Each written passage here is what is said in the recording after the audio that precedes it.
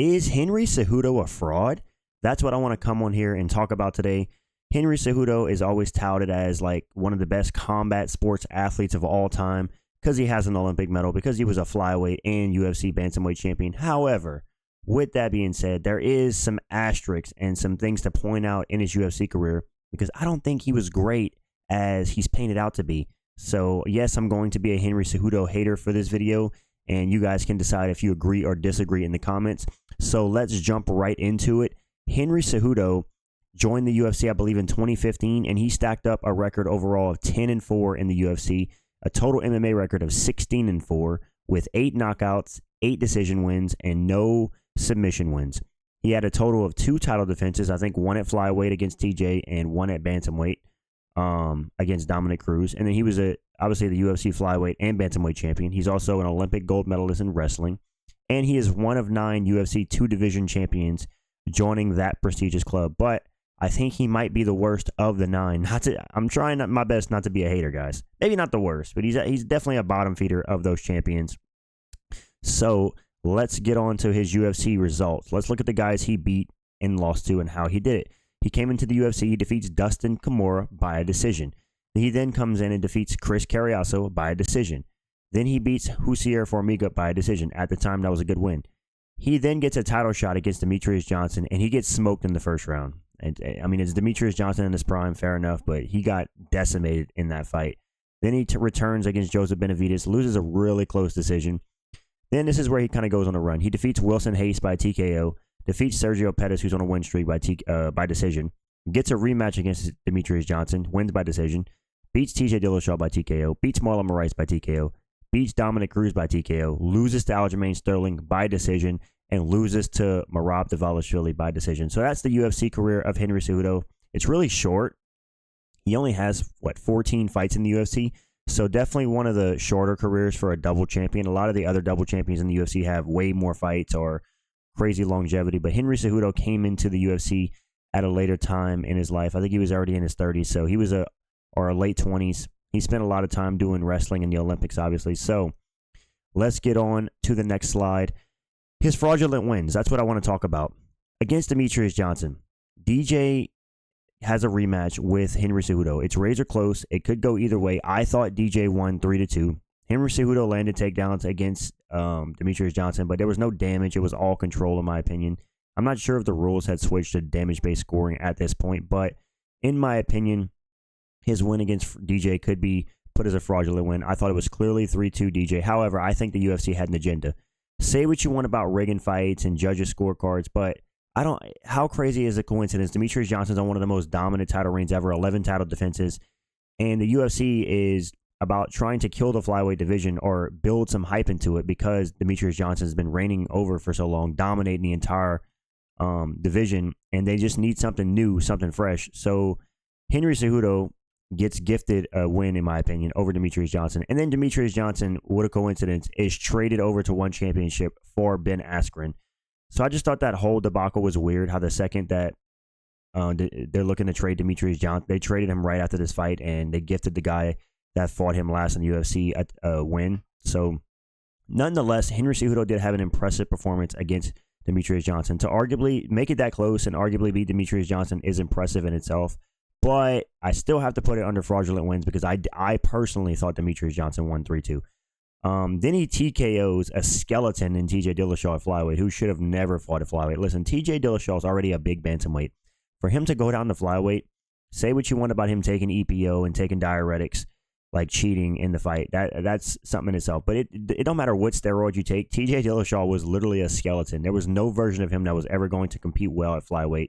Henry Cejudo literally knocked him out in 32 seconds, but I don't rate this win too high because it's not the real TJ Dillashaw. I think any version of TJ Dillashaw at 135 would have beat Henry Cejudo. I don't think he TKOs him like that up there. I just don't see it. So his TKO win over TJ Dillashaw, yeah, it's a win over TJ Dillashaw, but it's a flyweight TJ Dillashaw. It's not the in prime 135, EPO. And let's talk about his most overrated win, in my opinion, by far. His win over Dominic Cruz. He gets way too much credit for this win. Dominic Cruz was coming off of a 4.5-year layoff, off of a beatdown of Cody Garbrandt. So he was out for 4.5 years. Henry Cejudo was slated to fight Jose Aldo for the bantamweight strap. And Jose Aldo got injured, I believe. Dominic Cruz steps up on short notice, hadn't fought in 4.5 years, coming off a loss, coming off injuries. And it's an off-the-couch Dominic Cruz. And Henry Cejudo secures, I think, a second-round TKO. And then, yeah, man, this is his best wins right here. All three of these wins are his best wins. And there's an asterisk, in my opinion, against all three of these wins. Sure, he won and he did what he was supposed to do in the fight. But if you're looking at legacy and like putting this guy up there in the greatest of all time, you have to look at his wins and how he did them. The value of opponent and how you beat him is always important. What version of Dominic Cruz did you beat? You know, what version of TJ Dillashaw did you beat? What is the win against Demetrius Johnson an actual win? You know, you have to raise all these questions because the version of a guy that you beat is definitely important. It's definitely more impressive to beat a prime Nick Diaz than the current version of him today. You know what I'm saying? That's the point I'm trying to make. So I think there's an asterisk next to all three of these wins. Yes, they were still good wins, and he did what he had to do, but I think these wins are rated a lot higher than they should be given the circumstances of the wins. Let's get on to the next slide. I think his Olympic gold medal hypes up his UFC run way more than it should. Listen, Henry Cejudo won an Olympic gold medal in 2008 in wrestling. I think it was freestyle wrestling, which in itself is impressive. Like, winning a gold medal in life is something that 99.999% of humans will never achieve. But it hypes up his UFC career way too much because having an Olympic gold medal has nothing to do with your UFC career. Sure, it can have something to do with you as a combat sports, like one of the best combat sport champions, fair enough. But when you're talking about just strictly UFC, gold medal doesn't mean jack squat. So I feel like people throw that into the hat like, oh, like Henry Cejudo is one of the best UFC fighters of all time because he had an Olympic gold medal. That doesn't mean jack squat whenever we're talking about your UFC run. Not your Olympic run, your UFC run. And yeah, Henry Cejudo has an Olympic gold medal. It's impressive, but it has nothing to do with the UFC. So I don't count this in terms of his UFC legacy. I would also argue he's not a complete fighter as he had zero BJJ skills. Whenever I look at the greatest fighters of all time, like a GSP, like the most skilled fighters, let's say. Like, whenever I look at the most skilled fighters of all time, like a George St. Pierre, like a John Jones, like a maybe even you say Habib, like a Demetrius Johnson, what do they all have in common? They had longevity, they had a lot of title defenses, a lot of wins, and they were well-rounded. They could go anywhere the fight needed to go. They can win on the feet. They can win on the ground. I'm sorry, man, but Henry Cejudo has -0 BJJ skills. This guy wasn't even a complete fighter. And to me, to be one of the most skilled fighters ever, that's what we're calling them, or the greatest, as they say, you have to be well-rounded. You have to be able to win the fight wherever it goes. And he could not compete in the BJJ department. Sure, he was never submitted, but he also never had a submission win. And a lot of people will call me a casual for this, but there's something to say about a fighter that can win the fight anywhere it goes and not just be a one-trick pony. Henry Cejudo was a one-trick pony, striking and wrestling. That's it. If he couldn't get you out of there on the feet, he would take you down and hug you on the ground and win to a decision. That's it. It might be a casual take, but it's my opinion. And yeah, let's get on to the next point I want to make. Retirement and coming back. He retired in the prime of his career in 2020 at the age 33, which is most fighters' primes after he defeated Dominic Cruz. I think the real reason Henry Cejudo retired is because he was caught up in a love romance and he wanted to put his full time into that. He had married this girl, I believe, and he had a kid with her named the kid America, fair enough. But yeah, Henry Cejudo retired in the middle of his prime. And I feel like if he'd have kept going and he'd have racked up some bantamweight title defenses, we would have been talking about a top 10 fighter of all time. But he didn't. He retired after beating Dominic Cruz off the couch. And yeah, man, I think this was a bad decision by Henry Cejudo, especially whenever you consider the fact that he came back 4 years later. If you were ever going to come back, he should have just never retired, extended his career to like age 35 and then retired. And maybe if he would have got a few more wins, we would have been looking at one of the greatest UFC fighters of all time. But I don't think you can say that, depending on how he got the wins, of course. And yeah, man, he made a comeback in 2024, which I think was a mistake. He should have stayed retired, but he made a comeback in 2024 to lose twice to Aljamain and Merab. And yeah, in my opinion, these two losses do take away from his legacy. I mean, now his record stands at 10-4.